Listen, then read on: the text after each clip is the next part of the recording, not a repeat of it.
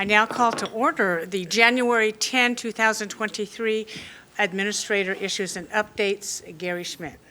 Thank you, Chair Smith. Commissioner Schrader is attending a National Association of Counties event, so is not here today, but the other commissioners are present. We'll start with consent agenda requests, please. And I'm going to skip elected officials to start to give time for that staff member to arrive. We'll start with the Finance Department. Item 1, approval of a financial assistance application lifecycle form for the Energy Efficiency and Conservation Block Grant Program through the U.S. Department of Energy.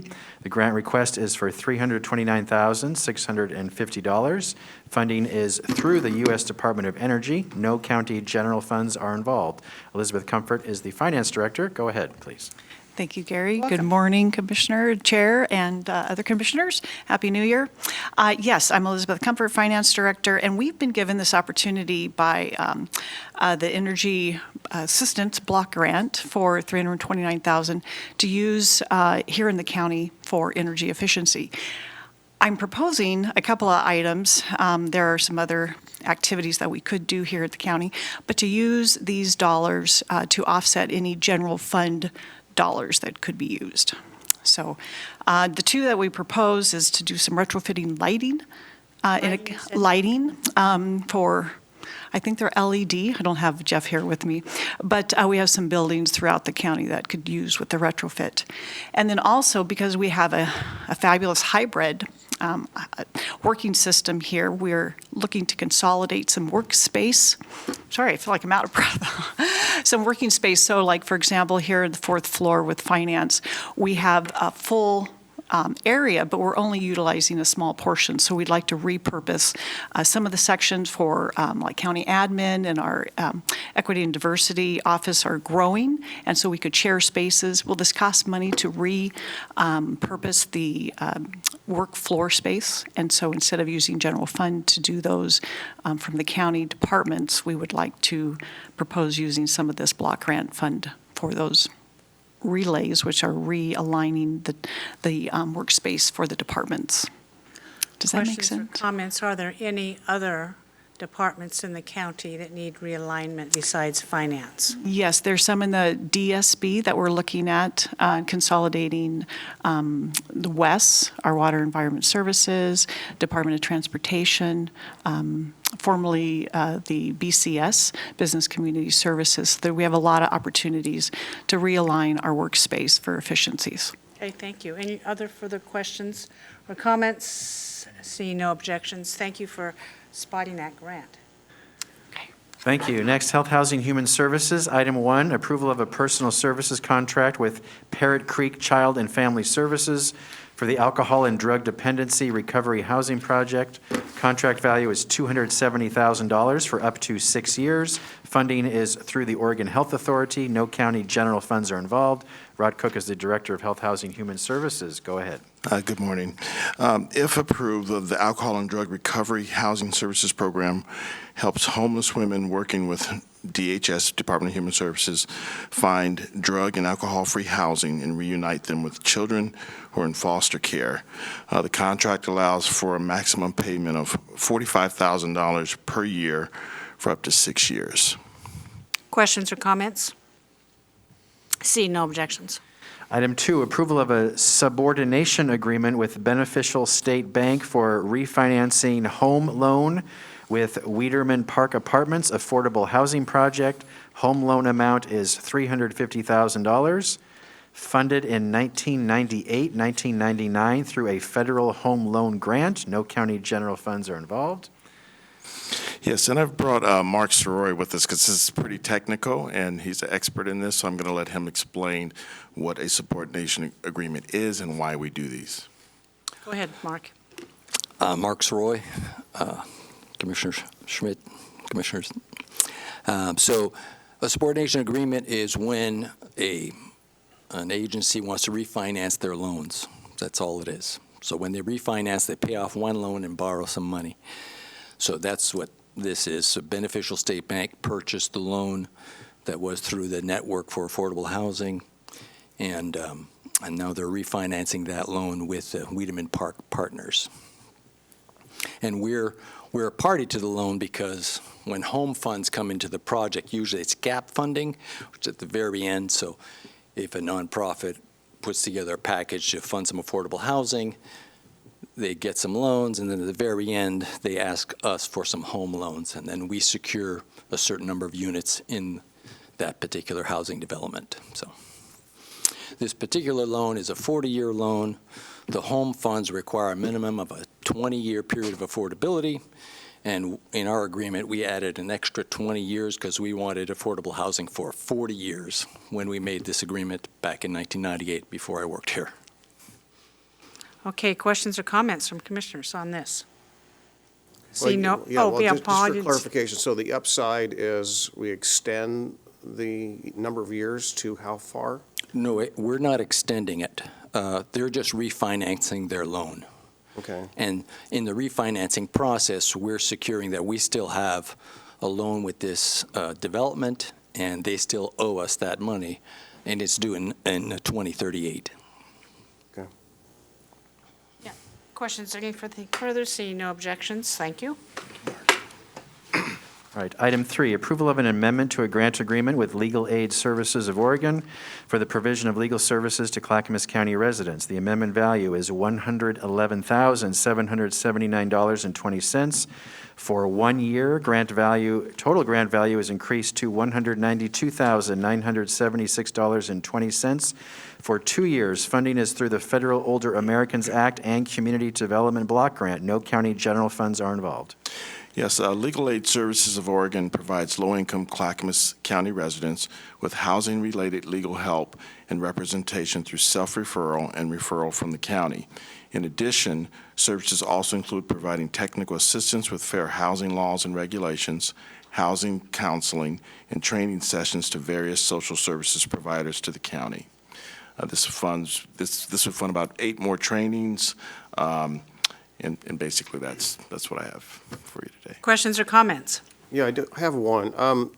I love the CDBG grant program, which is listed here. And so I have no quarrel with that. I've always understood it's been for sticks and bricks or capital, not for services. Is this something new, or maybe is that my misunderstanding? I don't believe these are CDBG funds for this particular one. It says at the very bottom, funding is through the Older Americans Act and Community Development Block Grant. So, Mark, are you still in the room? Because I'm not sure those are the same stream, but go ahead. Yep. So with CDBG funds, and I didn't quite hear your question, but in this particular approval of the amendment, so we use CDBG funds to fund our Housing Rights and Resources program here with social services. And in that Housing Rights and Resources program, they have subcontracts with legal aid and with the Fair Housing Council. Okay, I understand that. My misunderstanding apparently is that CDBG monies were for capital or sticks and bricks type of thing, not services. So we can use up to 15% of the annual grant for services. Okay. All right, thank you for that clarification. Any objections? Seeing none, thank you. Okay. Okay, we're moving back to elected officials, the sheriff's office. The staff is not here yet, but I could explain it, so I will do so. Item 1, approval of a board order delegating signing authority to the chair and the county administrator to sign on behalf of the county and its service districts for law enforcement sensitive agreements through December 31st, 2024. No fiscal impact, no county general funds are involved. Commissioners, the last board agreed to this. These are highly sensitive agreements that, to be perfectly frank, should be public. So, for example, joint terrorism activities, agreements with the Federal Bureau of Investigation, things that we shouldn't put public because we want to protect our law enforcement personnel, protect the sensitivity of the item. So this would allow Chair Smith and myself, both of us, to sign these agreements on your behalf. We would then notify you. I'd email you that they occurred, but we would not do them through the consent agenda or a public business meeting. So we're asking to extend this for 2 more years, this year and next year, to allow Chair Smith and myself to sign these agreements on your behalf, notify you that they've occurred, but they would not be done in public to protect our law enforcement and the sensitive issues of these items.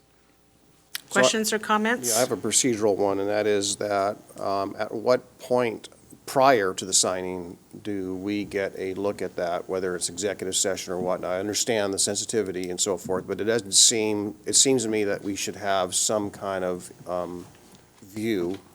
review of it, or in debriefing for matters like that. Okay. Stephen Madcore, would you come forward, please? Need your legal help? If we need to put a process in place, and I would, I don't know whether there's a threshold, whether it's, a dollar amount, or, I don't know. I don't know what a good threshold would even be. You could certainly hear about the item at an executive session if it's presented to you by one of your attorneys, absolutely. But to Gary's point, it's not going to be part of your packet. That's part of the public's website because it does contain secure information, and there's a provision in Oregon Public Records Law which has a specific provision for security protocols, whether it's the court or the jail or things along those lines. So that's kind of the basis for having it removed from the consent agenda and things along those lines. This is a delegation by the board to the chair and the county administrator. If the protocol was in the board order to say that it should be fully vetted by the full board at least 1 week prior to, we can do that. I won't necessarily say a vetting, more of a informational or at least a review. I mean, that's what I'm asking for. So how do we codify that? We would put it in the form of the order itself. Is there a draft order, Gary, ready for circulation? It's part of the packet, yes. Okay, you could add an item to it right now, and we could make sure that the final order has that language in it, saying that at the earliest opportunity prior to the board or the chair or Gary signing it, you'll be presented at executive session by the county council, Well, what if time is of the essence on this? unless To me, time this- is of the essence. to me, this is almost like declaring an emergency.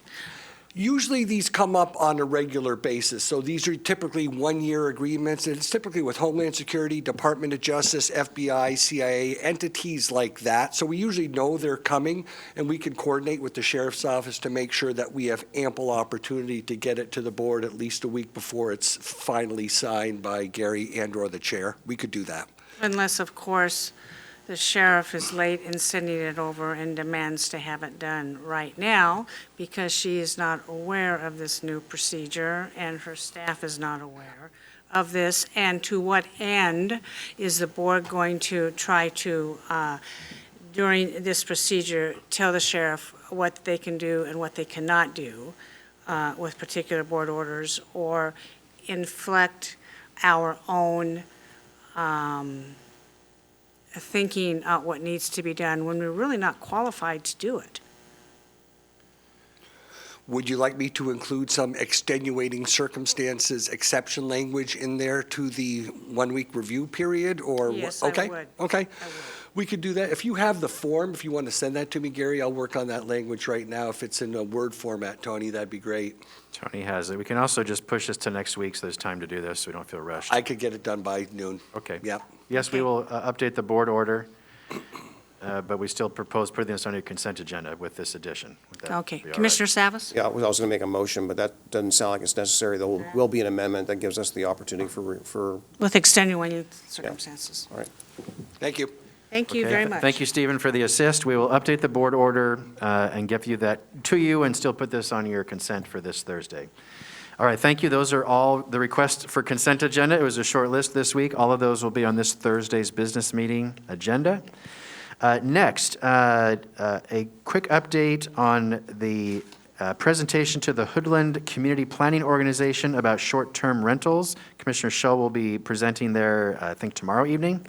And then if Commissioner Savas also wanted to, between Commissioner Shull and Savas, if you'd like to give a brief update on some proposals you're considering. This really is meant to brief the board on the CPO update you're going to give, Commissioner Shull. Yes, thank you and good morning. Approximately the 15th of December, I was contacted by the Hoodland CPO. They informed me that they were going to schedule a public meeting on 11 January this year to discuss the short-term rental situation. They asked me to come up last week on the 4th of January to have a meeting just with the CPOs to talk about where we're at on STRs and share with them some of the information that I would pass tomorrow night at their public meeting. When I went into the meeting initially on the 4th of January, the atmosphere was a bit hostile, and the CPO up there was very anxious to get something finalized to regulate the short-term rental problem.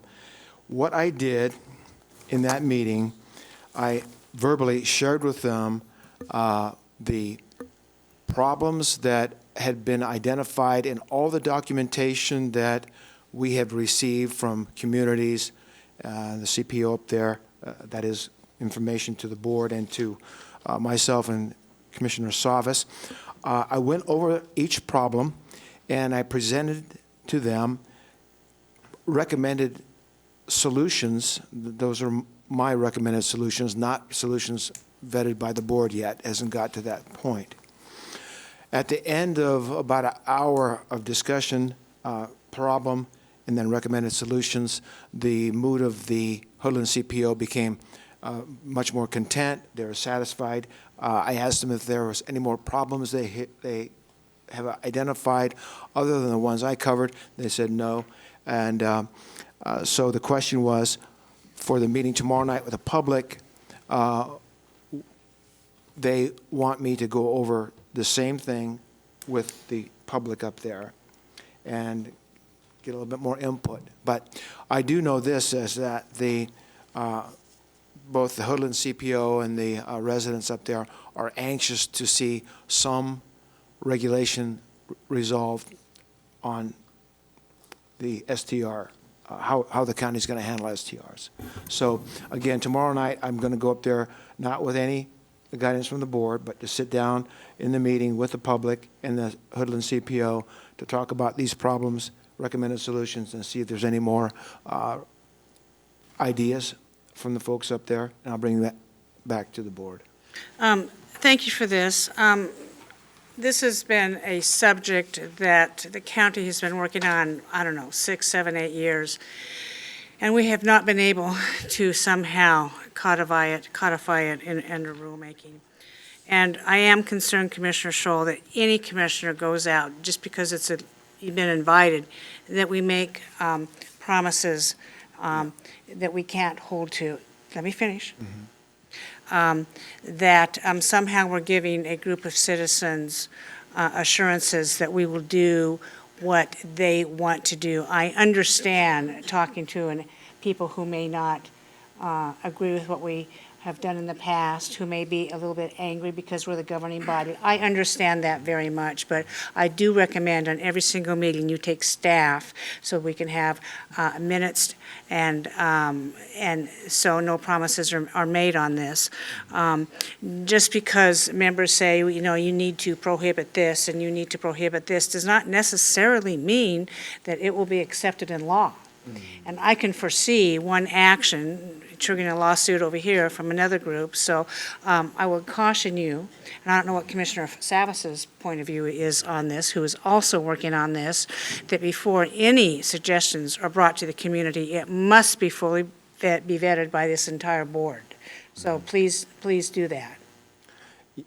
Yeah, I know I can't make any promises on behalf of the board. I'm just Even offering up suggestions, I think your very, very best ability out there was to take those suggestions down and then say, this needs to be fully vetted by staff, our attorneys, and the Board of County Commissioners before we give people false hope. Oh, we're going to solve this problem. Because this is a sticky wicket, to say the least. Commissioner Savas? Yeah, I don't know what occurred at the CPO, and I presume, giving Commissioner Scholl the benefit of the doubt, that he probably didn't make any assurances or promises. I think what he did present were some ideas that he had. If he was able to vet those and have some kind of an idea, that's great. But there is the balance of the county that is also, you know, areas of the county that are also subjected to an SDR or the STR situation. That want to see some relief. So while the mountain has their unique aspects of that, there's also the unique aspects of the urban. So hopefully we can balance that out. I do know that you know, when we discussed this with staff here several weeks ago, may have been the end of November or the beginning of December, I was hoping that we would have something codified by now, at least a draft form, so that we could start to vet that. So I just asked that staff expedite, I guess, at this point, so we can move on it. Because if we're going to do public involvement and outreach, and we've got when's the deadline or the extension we took this to? June. June? June, You know, if we're going to do a public process, we got to move. And we're going to do the hearing process, we got to move. So I expected, I do know the holidays were, you know, probably a little bit disruptive, I understand that, but I want to get this done. So I share Yeah. Chair Smith's angst about this in the sense that it's been a long time, but at the same token, that same angst for me relates into action. So I want to move.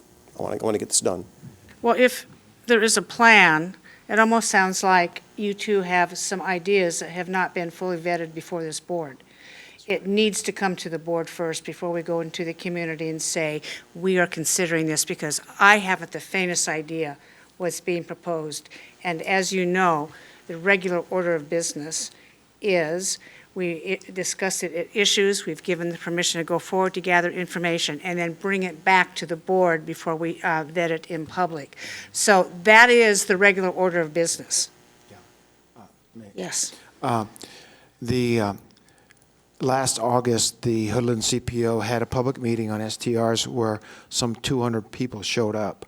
And so tomorrow night, the people who show up to the meeting, I think they're going to be looking for some kind of assurance that we are making progress on this issue. And that's I see as my role, to be present tomorrow night to represent the county, to say, we're working on this issue, it's a serious issue, and just work with us and be patient on the process. And the progress that we're making, Commissioner Stroll, is the fact that you're listening to them. Yeah.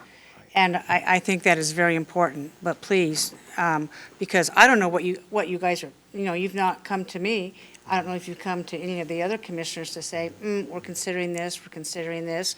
And certainly, as touchy as this is, there's lawsuits out there regarding counties trying to regulate and/or not regulate the rental business. And we need to be mindful of that before we, and I would hope that you would mention that to your group. And I did, yeah, and I will. Yeah, and you know, those lawsuits may be different than what we're looking at, I don't know, but it really needs to be fully vetted on this, and thank you for doing that. You're welcome. Chair, one additional thing I just want to add to that concern is that, you know, staff told me that we're trying to work through legal to make sure that everything that's being proposed is indeed legal. So those are the steps and the backstops to make sure that what we do present here has already been vetted. So those precautions are in mind. Again, I would like to know what those are. And we're working on it, and I'm more anxious than you are, believe me. Yeah, me too. So please be very careful if you have proposals, I'm going to say again for the umpteenth time, if you two have proposals that you think that you want to do and you go to the public before you go to this Board of County Commissioners, that's going to be very problematic for the success of short-term rental program going forward. I cannot be more clear on that. There's no intent to circumvent the board.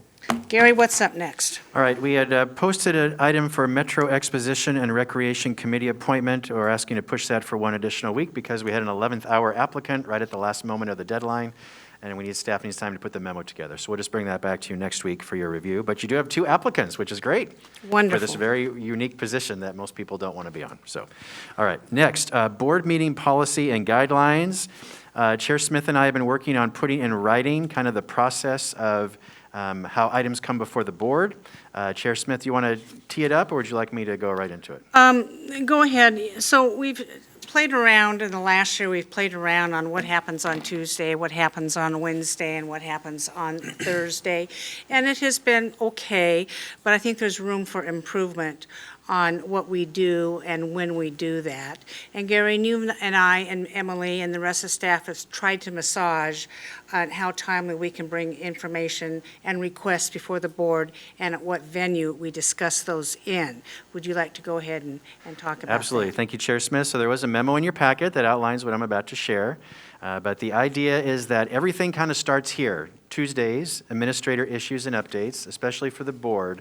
If you have an idea you'd like to bring to the attention of your colleagues, this is a great opportunity to do that. We have Commissioner Communications near the end of this session where you can bring up any topic that you wish, or you can let me know in advance and I'll actually notice the item on the agenda for you to discuss with your colleagues. It kind of starts here. Administrator issues and updates is every Tuesday between 10 a.m. and noon. They are meant to be short updates or topics of interest to the board presented by staff or presented by each of you to your colleagues. They could be items such as approval of support letters, reviewing invitation requests, or requests for minor funding. It's a chance for staff to seek guidance from you commissioners if you even want to pursue a particular policy discussion before it even comes to you at a policy session. It's a chance for you as commissioners to seek guidance or approval from your colleagues if you want to ask staff to do something, because as you know, you only direct my work and Stephen Madcor's work, so I need the governing body's permission to direct my staff to do anything on your behalf. You can bring an item before the board as far as awareness you'd like your colleagues to know about. You review consent agenda requests prior to the business meeting, and a chance for you to have general discussion with your colleagues. So that is what Tuesday issues and updates are meant, really short discussion items. The next step would be Wednesdays, policy sessions, Wednesdays between 10 a.m. and noon. These are more substantial policy discussions with the board. They are a chance for the board to make policy decisions. A change, which Chair Smith has agreed to, is that now the board staff can come forward to you with ideas for you to have a discussion and a deliberation before you make a final decision that we would now do at policy sessions. We were kind of doing those at issues. We're going to move these back to policy sessions so you can have a longer discussion on an item before you make a final decision, send your feedback back to staff, then they come back to you again at a future policy session for your decision. It's also a chance for you to have discussions with jurisdictional partners on an item of mutual interest. For example, when the Oak Lodge Water Authority wanted to discuss their boundary change or becoming an authority, they came to you at a policy session. When Metro wanted to increase their solid waste fees, they came to you at a policy session. Some of our cities have come to you at a policy session to discuss urban renewal or housing projects. So that would be a time we would do that at policy sessions on a Wednesday. Then, of course, Thursdays, your business meeting, 10 a.m. to noon most Thursdays, except the second Thursday of the month. You just agreed to have an evening business meeting. That where you would make formal decisions, consent agenda approvals, proclamations, resolutions, board orders, discussion items, public hearings. That's kind of the last step to formally codify decisions that you made. So you've done this already, but just wanted mostly the change is that policy sessions now are deliberative topics before you make a final decision. That gives you more time to have those discussions rather than the truncated issues discussions.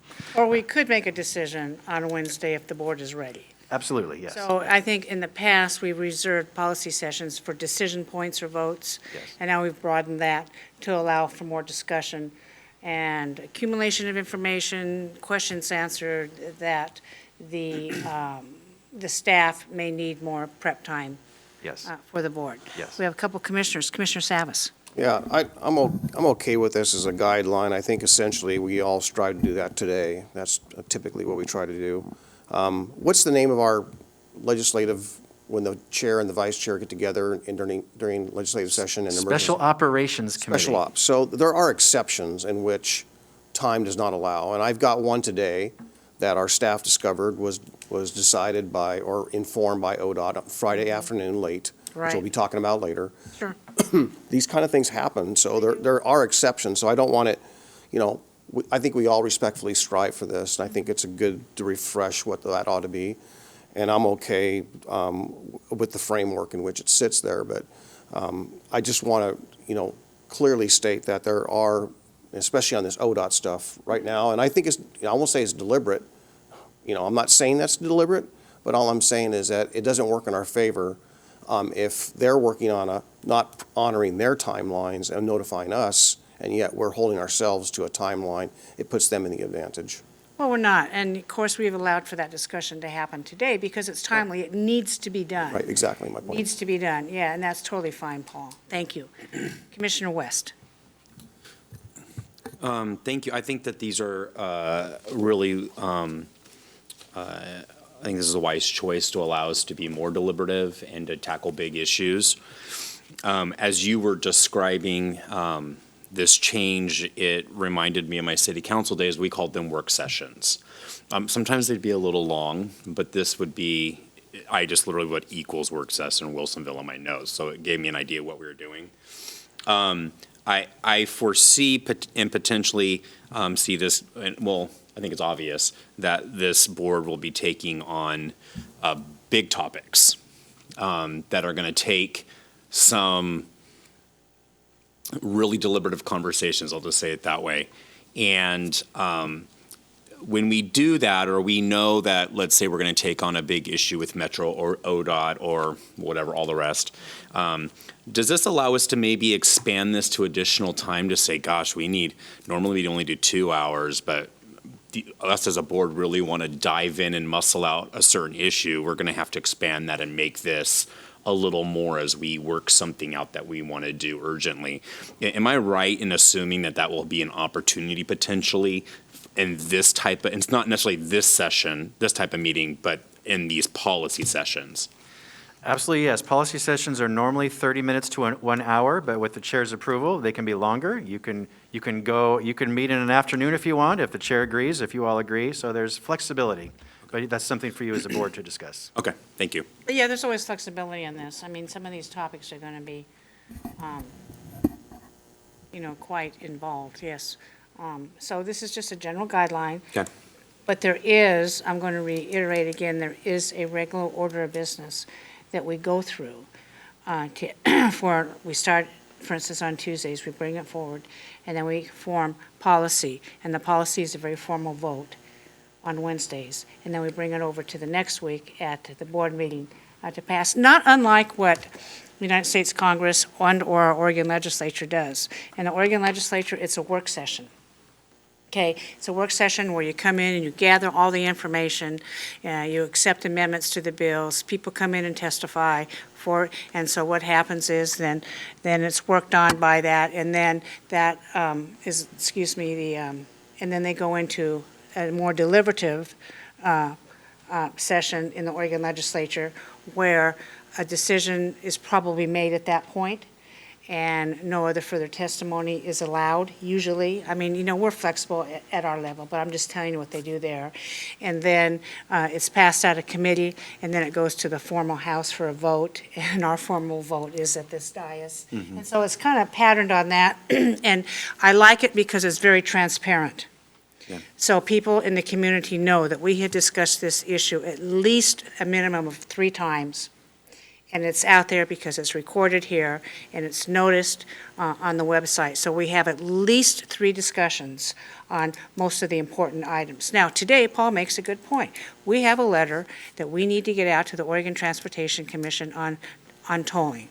I think the public understands we have to be able to be flexible and do what's necessary because they just decided, we're going to have this last-minute meeting. And we're going to discuss that a little bit later. So I'm just trying to make it, actually, it's easier on staff. The public can keep track of it better. Tony can notice it. Tony is very deliberative. He's very organized and very disciplined in his approach. And I think it'll bode well for us. Commissioner Savas?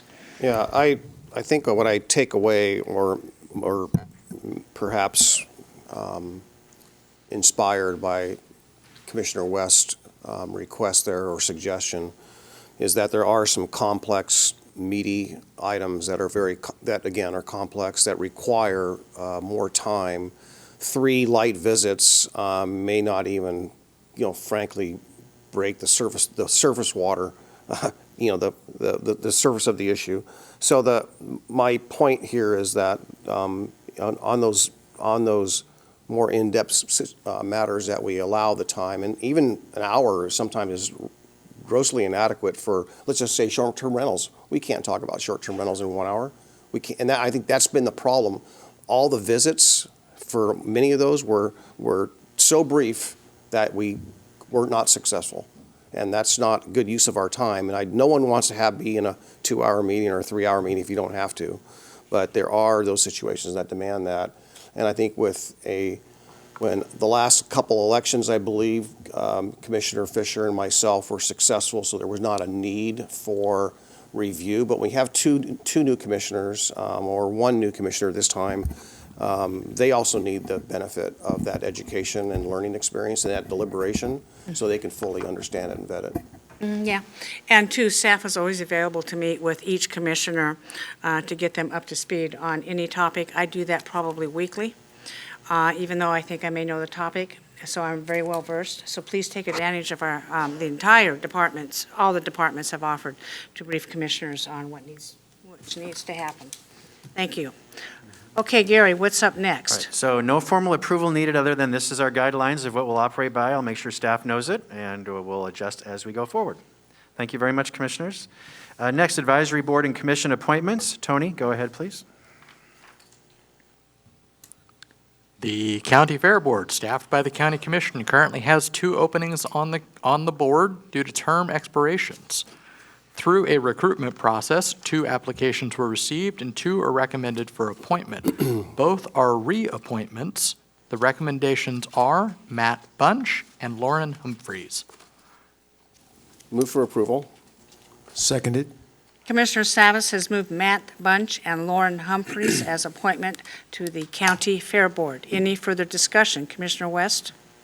I just want to say, even on the city level where I just came from in this level, this is some of the most exciting stuff. I know it's when we have citizens jump in and take time out of their busy schedules, families, and their jobs to make sure that they're volunteering and giving back to their community. I think it makes for a healthy county.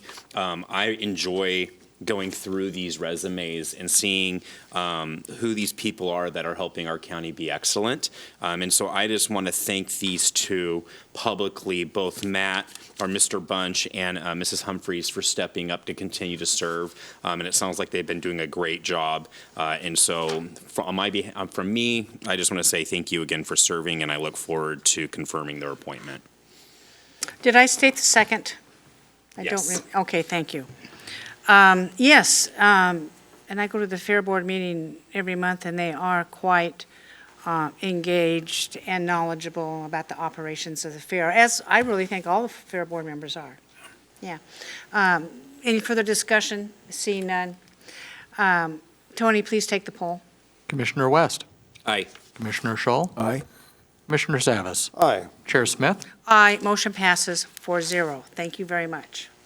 All right, next, evening business meeting update. Last week, Commissioners, you agreed that the second Thursday of each month, you would hold an evening business meeting at 6 p.m. here in this room, and you agreed to start that in February.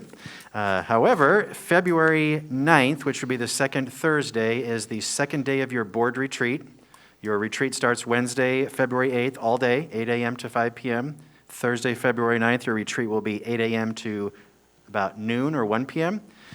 Originally, Chair Smith canceled that day's business meeting when we thought it was a daytime meeting, but now it would be an evening meeting. I just want to make sure you're all okay. So you'll have your retreat that morning. It will end at noon, but that would be an evening business meeting at 6 p.m. Will you have the energy and stamina to go forward, or would you like to wait to start the evening meetings in March? So Gary asked me what I wanted to do on this, and I said, I'll defer to commissioners. We could go past noon on the second day, or maybe a couple hours longer, to discuss really what we want to do for the next couple of years. So, commissioners, I'm open. What do you want to do?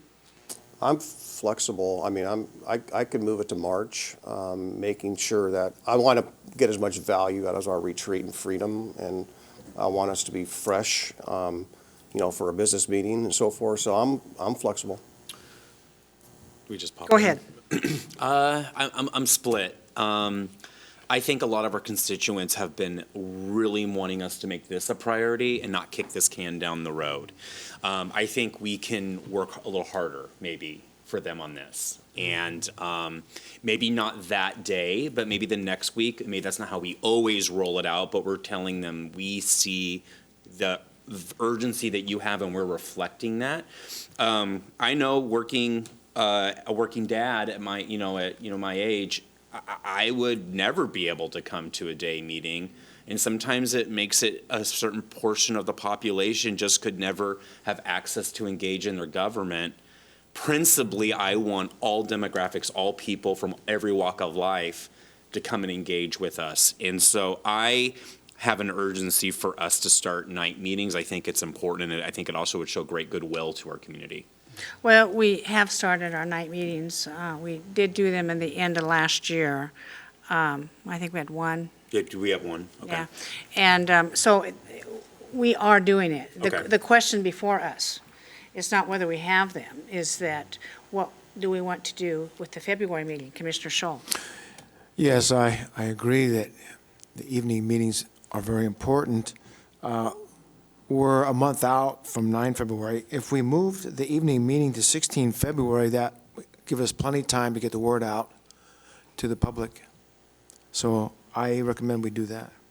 I think we have consensus on 4 members that we could move this meeting to February 16th for the evening meeting. And the reason why we didn't do it on Thursday, we did it on Tuesday, is because of commissioners' schedules. Now, commissioners, you said you want to meet on the 3rd Thursday. Do you make a commitment to do that? So you agree to the second Thursday. We So agree. for the month of February only, you'd bump it to the third Thursday.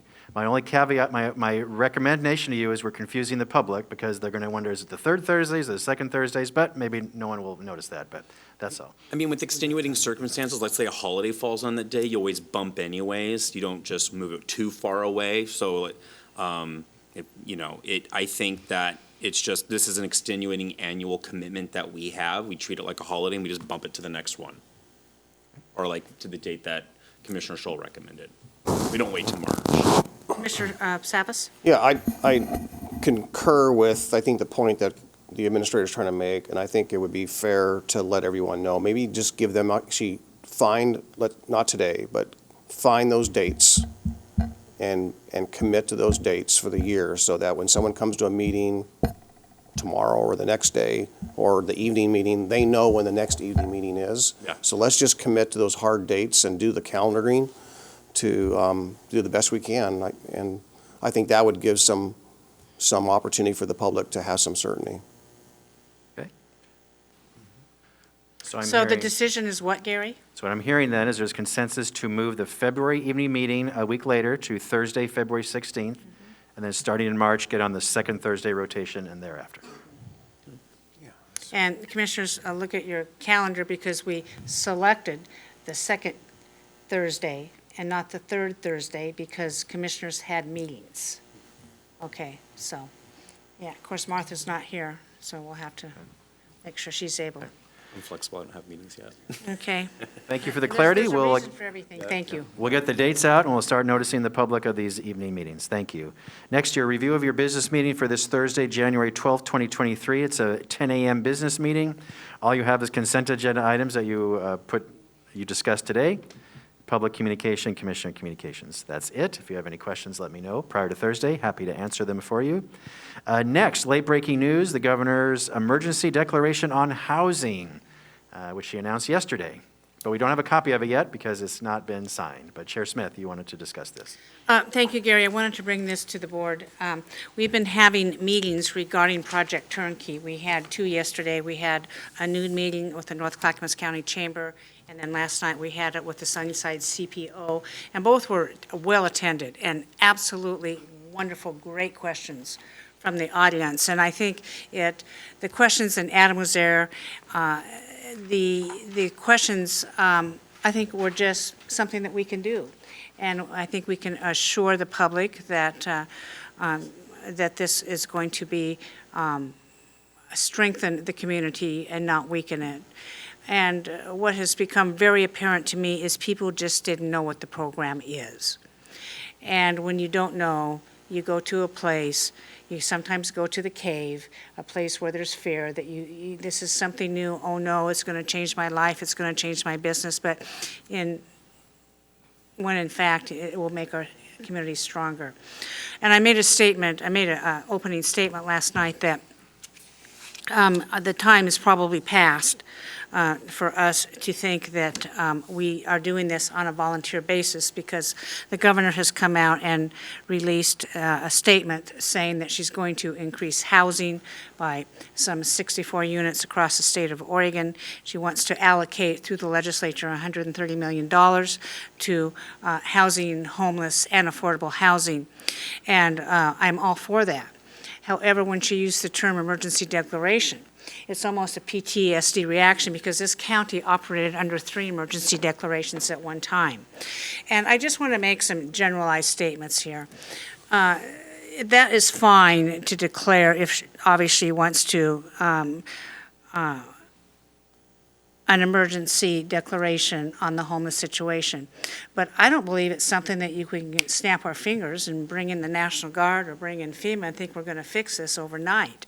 I think there are policies in place, statewide policies for many years, if not a decade or more, that has kept our housing costs very high. One of those is land use. She says she wants to increase the availability and probably building of more homes. Well, we're hampered in Clackamas County, not only from Metro on our urban growth boundary issues, but on infill. In Clackamas County, we have our values. We like to do things the Clackamas County way, as we expressed last night. And just as I was texting while we were talking, I have a call from the governor right now regarding this, so I don't know what's coming down. But what I would like to say to the governor is this: yes, we would like to work with you and the state of Oregon on a partnership to go forward, keeping in mind all the accomplishments that Clackamas County has done on this. There are meetings scheduled with the governor's staff and our staff to go over what we're doing in Clackamas County, and I have to say Project Turnkey is one of those. I do not want to be dictated by the state of Oregon on how we do our homeless situation, on how we do the affordable housing. And we've had some instances, and Paul, you've been very articulate on the parking situation, on the infill, and it just doesn't fit with what Clackamas County. So I want to impart some of these things when I talk to the governor, and very soon on that. I seek a partnership. I don't want this to be like the COVID mandates. And I'm going to explain that to her. Yes, we are dedicated now in the Tri-Counties area. We have a very unique situation with the Metro Bond and the supported housing service measures. We have special monies coming in. Those can be enhanced by anything the state wants to do. But at Clackamas County, of course, we don't spend money until we have it in hand. That's just the way we roll. The other 2 counties did, and I might explain to that. I also want to explain to the governor that please be mindful of how counties operate, in that unfunded or partially funded mandates is not something that we're able to do at this time. We have too many stressors. We are actually the boots on the ground that deliver the services that you want to see at the state level, and we can only do so much. Another issue is, yes, the governor may want to say we need all these probably Project Turnkey housing and this and this and this. So where's the workforce that's going to manage this? Where are the nonprofit agencies that are going to manage these for this? Where are our mental health counselors and doctors and nurses who are going to give medical aid? Where are those people? And it's one thing to declare an emergency and say we're going to do this, but it's quite another thing not to be able to have the resources. Money is a wonderful thing, but money, as we have seen, can only go so far if our hands are tied, if one hand is tied behind our back as far as land use and the allowance.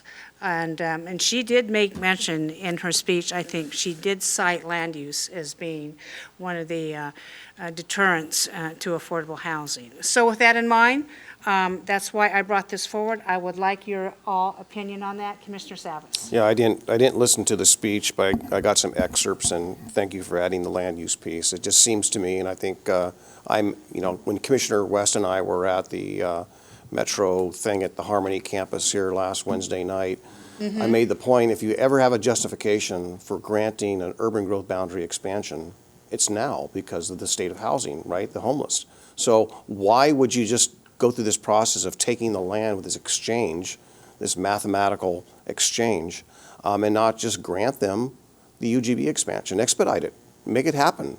We're not against the Tigard or the development or what they're suggesting. Let them do it, and by allowing that.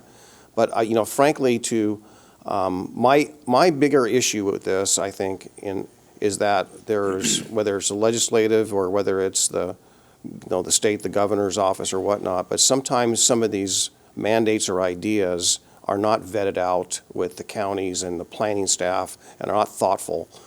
And if I heard, and again, if I heard that, and I haven't seen in writing what the emergency ordinance is or that the governor's going to implement, but if it's solely for the city of Portland, then I'm less concerned because Portland is unique, right?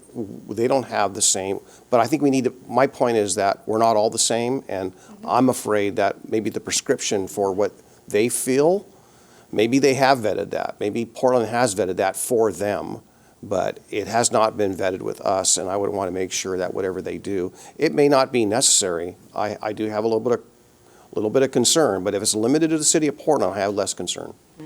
I believe it's not limited to the city of Portland, although Mayor Ted Wheeler did request this, and he has come out in favor of the governor's declaration, and he has asked the governor for special money for the city of Portland. But I don't think that she can just target the city of Portland and think that is the only place where there's a homeless need. I don't believe, I'm not sure, I could be wrong, but I don't believe that would be it, but that's a good point. Commissioner West. Thank you, Chair.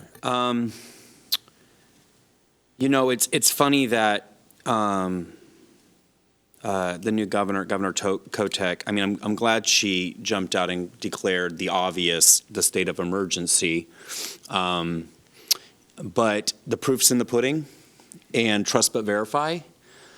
Sometimes it's hard to trust those that were the architects of exploding the problem and causing it to skyrocket, and then telling us that they have the solutions to fix it. I think that this board should have a healthy skepticism and see what this plan is and where this leadership's coming from. There is a history, and I think it's okay to judge people by that history and their previous actions, how they behaved in the legislature, how she behaved as a Speaker of the House, and how she may want to work with local governments. I think often the key to this is a local solution, a tailored solution to the community at hand, and nobody knows better how to manage that than the local governments that are in those jurisdictions. I'll say this. I have been, my interactions with our Homeless and Housing Services Department have been brief, and I hope that they will become, I look forward to those meetings that are scheduled in the future. I was surprisingly impressed with the tone and the language that our staff was using when talking about the vision of Clackamas County, where the worldview informing our actions and our goals of homelessness not being chronic and persistent, but we're about recovery, holistic, functional healing in people's lives and self-sufficiency.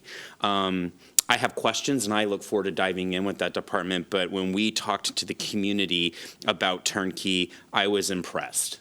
And listening carefully. And I hope to collaborate more with you guys and thank you for the really difficult work that you guys have been doing up to this point. And, I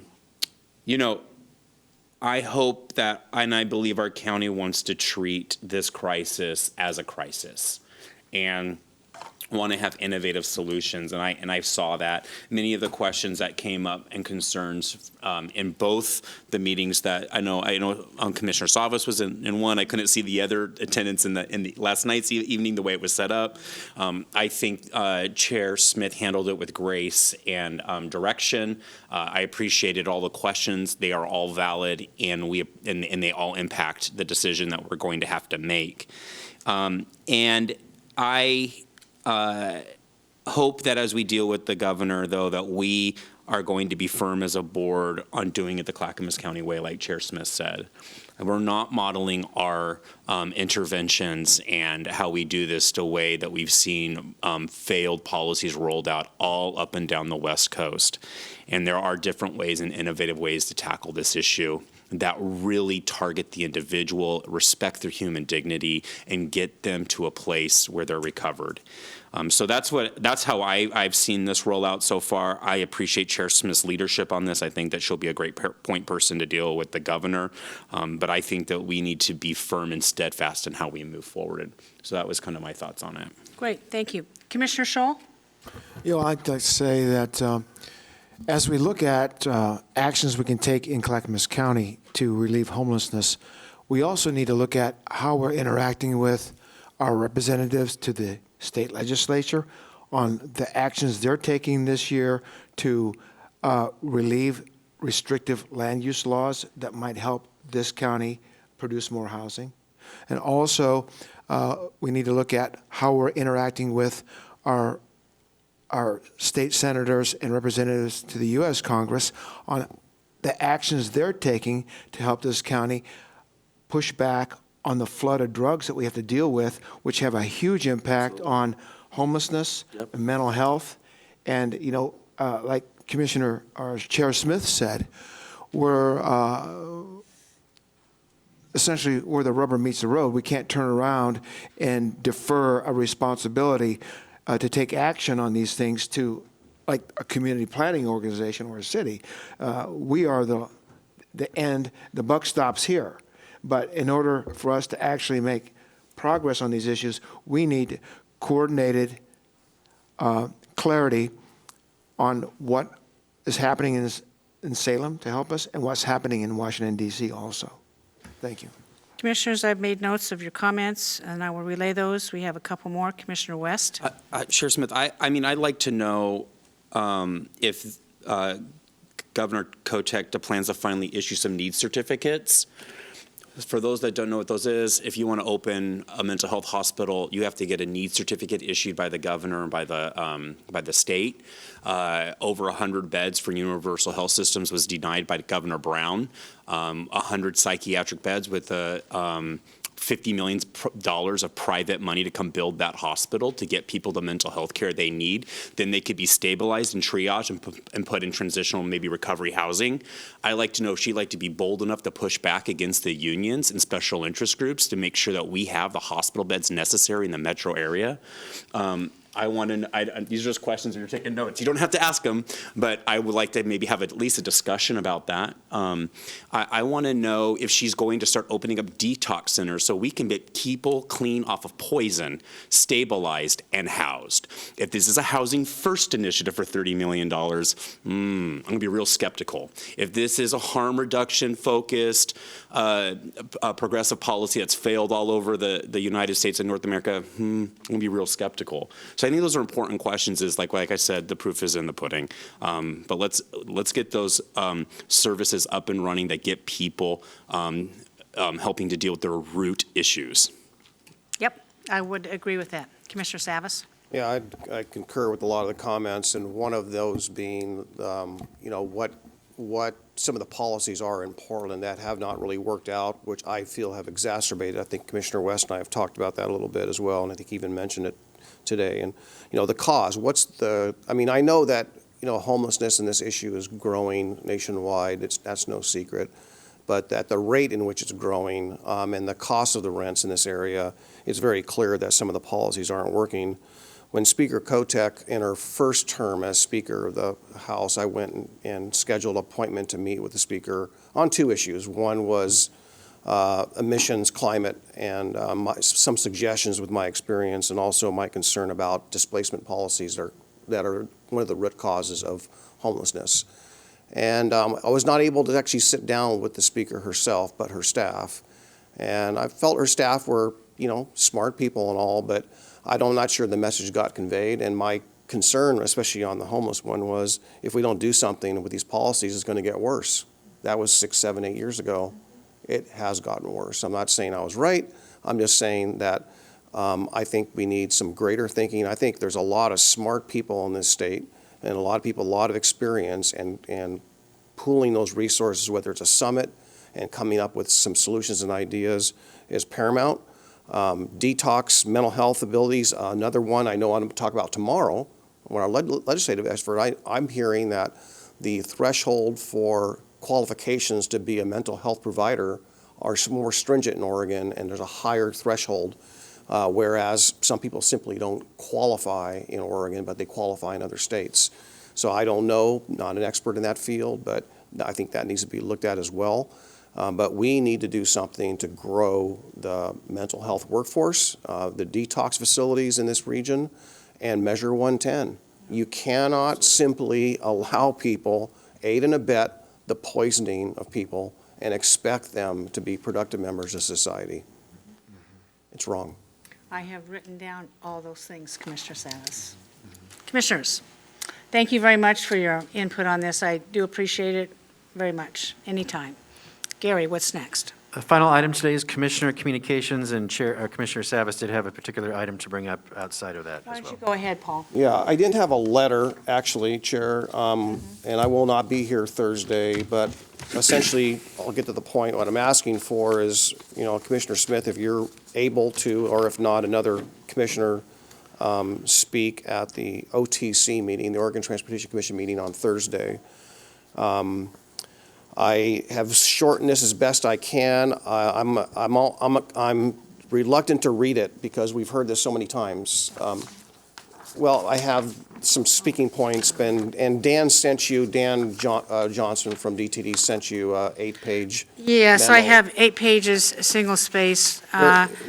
There's a lot of moving parts to this, and our staff were informed late Friday that the ODOT is going to be seeking approximately about $100-some-odd million for the toll mechanism, staffing, software, hardware, and everything. And they provided us along the way really a program schedule, Gantt chart, if you will, telling us what they're going to do, decision points, what's going to happen. And guess what?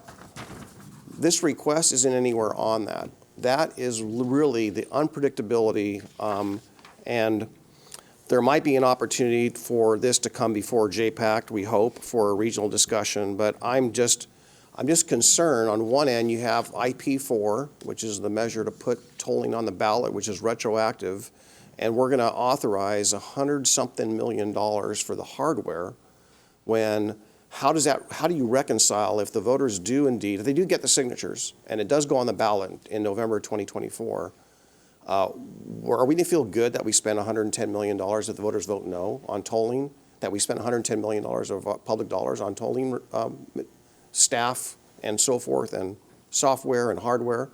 That's just one question. But I'm gonna just go through some of the key points here, and I'll be brief. And maybe our DTD staff are watching and help prepare some comments.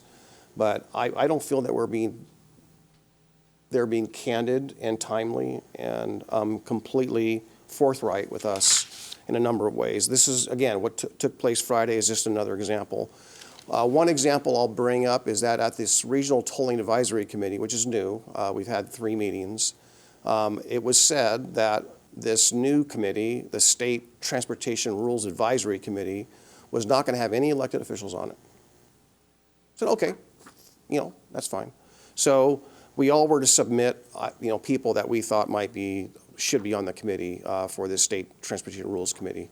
And lo and behold, what was released out, or I was made aware of, whether it was late last week or I was at least made aware of yesterday, was that Commissioner Fye, who I respect, Commissioner Fye from Washington County, is on the committee now, representing and stated in there in the literature, stating as the Regional Transportation Advisory Committee representative. Well, I sit on that committee. We never voted to have a rep, and we were also told there'd be no elected officials. So it's inconsistent in 2 distinct ways. I really am frustrated. I'm sure that we are overwhelmed with in this moving target of issues. The amendments for the Oregon Highway Plan, that'll be discussed, that's on the agenda. The statewide toll rule advisory committee on the rate setting process, do we want to have a hand in that? Washington County, I think this is interesting.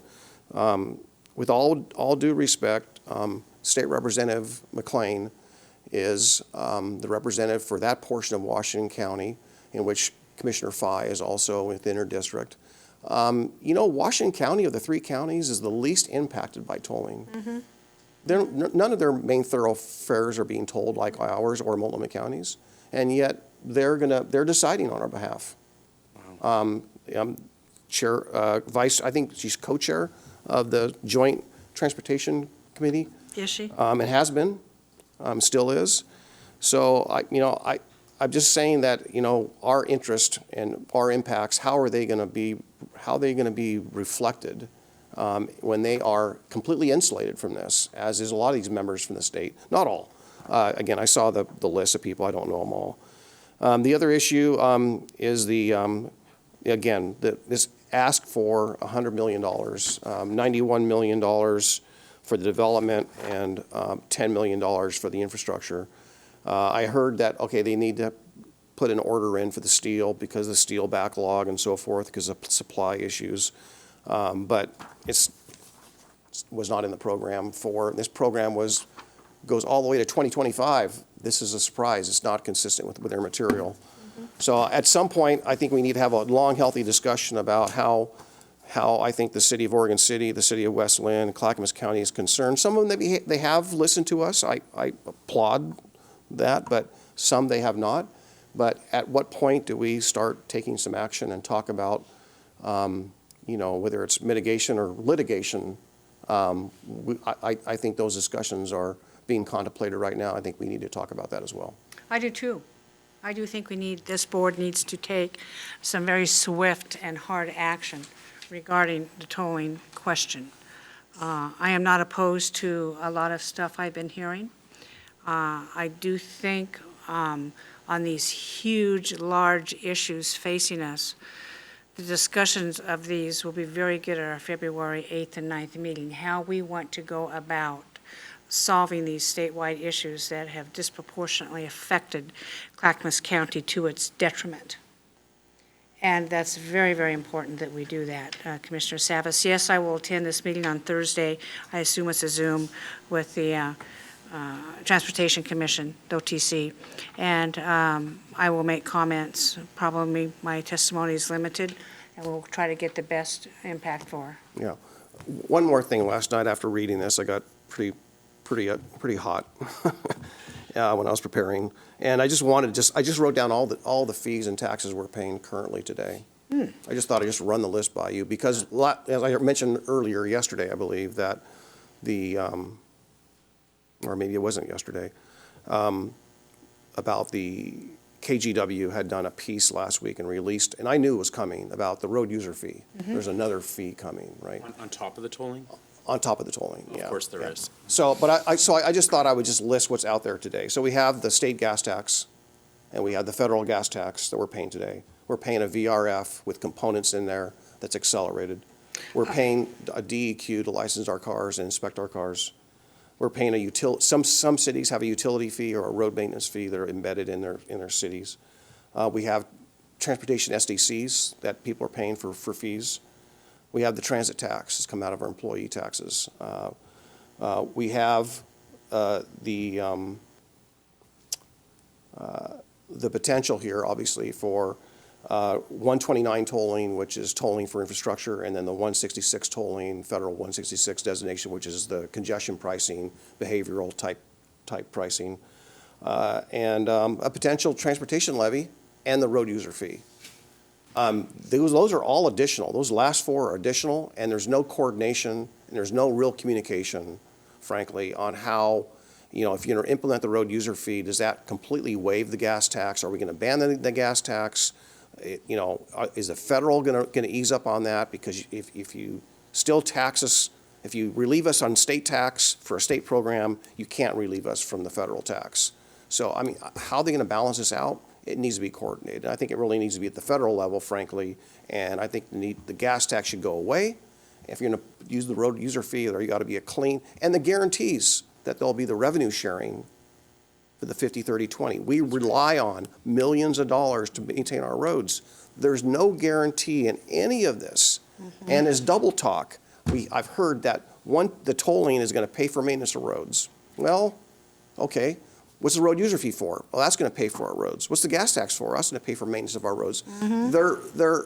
It's not clear. It's double speak. The public deserves, they need to do a better job in justifying what they're doing to make sure that the payer, the user, all of us are getting the value, it's being transparent, and it's clear what we're buying, what we're paying for, and we're being treated fairly. And I just don't see that today. Okay, Commissioner West, are you done? Quick. Okay, all right, we have two other commissioners that want to speak under Commissioner Communication. Commissioner Scholl, I'm going to turn the meeting over to you to finish out. I need to make a call right now. Very good, thank you. Of the person who I stated earlier. So that's my concluding comments. Can you ask her really quick if she voted for House Bill? 5-minute conversation, dear. Oh, it is? Well, ask her, since she voted for House Bill 3055, if she'll oppose tolling like she did in the legislature. Okay. Yesterday, the Association of Oregon Counties Legislative Committee met. We heard from steering committees on action and possible action items. There are approximately 38 items. One item I want to highlight for the board, that was from the Governance, Revenue, and Veterans Committee. It was Legislative Comment 1479, which would include district attorneys in police and fire PERS. The Legislative Committee concerns were, one, what's the cost of the county? Two, concerns about state mandating salaries without providing funds. And three, concerns about adding more personnel to the PERS list originally intended only for police and fire. A motion was passed to send LC 1479 back to the committee for further work. Also, on the Legislative Committee issues, I have a bit of concern I want to share with you. When the agenda comes out, and sometimes the agenda from AOC comes out short fuse, not too long before the meeting, I want to make sure that in the future, other commissioners have a chance to review the AOC Legislative Committee agenda. So if there's something on there that's going to be voted on, I can get your input on it. Then later on in the afternoon, the AOC Board of Directors meeting met. One of the highlights I want to share with you with that meeting was the ODOT proposal to amend the ODOT AOC League of Oregon Cities Federal Aid Working Agreement that would reduce the state fund exchange program. Okay. Now I'm going to provide you several pages of detailed documents on that program. But there's a motion to reject the proposal that failed, but a motion to send it, not to respond to ODOT at this time, but send it back to the AOC staff for continued work did pass. And again, this is all about ODOT and their claim that they have deficits in the budget coming up and are looking for more ways to keep more money at ODOT and less money coming down to the counties. So that's a big issue. One thing on that too, just to keep in mind, ODOT's budget this year is about $5.1 billion, yet it seems every time they turn around, they're looking at other ways to add to ODOT budget. Tolling, reduction in funds coming down through the state. These are actually federal funds that get washed at the state and then come down in the form of state dollars. So if you like, I can have Carolyn Hill send you a few pages of documentation on each of those meetings. Just let me know if you want them. So, thank you. Commissioner West, you got some comments? Yes, thank you. Okay. Paul, thank you for your leadership on the transportation and tolling issues. I hope that and then Scholl, you made a great suggestion, or Commissioner Scholl, you made a great suggestion when you said we need to find a way to maybe collaborate with our delegation in Clackamas County strongly on the tolling issue. Unfortunately, we have a split delegation on how they've been voting on that issue. I hope in light of kind of new findings and how this impacts our county, that we can have a more unified delegation to the state legislature. I can think of a number who have a long history of supporting these transportation schemes, and I hope that they will advocate for the people in their county and not special interest groups. Maybe Governor Kotek is going to be skeptical of tolling because she voted against it when she voted against House Bill 3055. So maybe there's opportunity there to find some movement. So I hope that can happen. I feel like I've been really busy in my first week. I went to a retreat in Seattle on homelessness and housing, hosted by We Heart Seattle. And it was a retreat with a lot of work sessions and creating collaboration with, I think, with some of the most innovative thought leaders and influencers across North America on this issue. It was inspiring. The urgency at which they address this issue with these different groups is treating it like a crisis. Some of the outcomes are highly impressive from what I could see. The exchange of ideas was robust. I learned a lot, and I think I made some very valuable contacts that I hope can be resources for us on this issue moving forward. I had the opportunity to spend a lot of time with Marshall Smith. Now, nobody in Clackamas County probably knows who Marshall Smith is, but he is the chief of staff to the Premier in Alberta, Canada. One of the larger, I guess it's like a state in Canada or a province. And and the Premier of Canada is like the governor of a state here in Oregon. And they have done some super innovative, inspiring, cost-effective ways to get people recovered. And they've pushed back in Canada in some really meaningful ways and have the best outcomes in that nation on this issue. Mr. Smith spent a lot of time with me talking policy and how they operate as a government to create the vision, the plan, and distill those policies within Alberta, Canada. He knew Oregon very well. He told me a story. We talked a lot about Measure 110, and I was just shocked that the government of Canada and Alberta was very, very aware of. They couldn't get enough talking with me about Measure 110. He said to me, "No, I'm really sorry that you guys are having to deal with that measure and that statute in the state of Oregon." They tried to do that in Canada and Alberta, and the same type of people with that ideology that pushed it here in Oregon, those people were championing Measure 110 in Canada. And Mr. Smith told me, he goes, "Because of your outcomes in Oregon, we killed it in Canada because of what a failure it is." He goes, and how you guys and how it was sold and what it actually does. And so he knew that he knew Measure 110 better than most people I've ever talked to, and so did the Premier of Alberta, Canada. So we had a long conversation about how that impacts policies and how you move through policies like that. I had a long interaction with Tom Wolf. He's with the Pacific Alliance for Prevention and Recovery.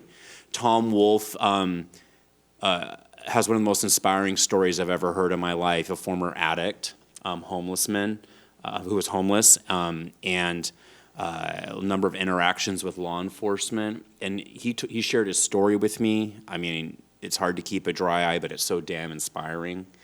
And the work that he's doing in advocacy and in local governments, and in specifically San Francisco, to address this issue.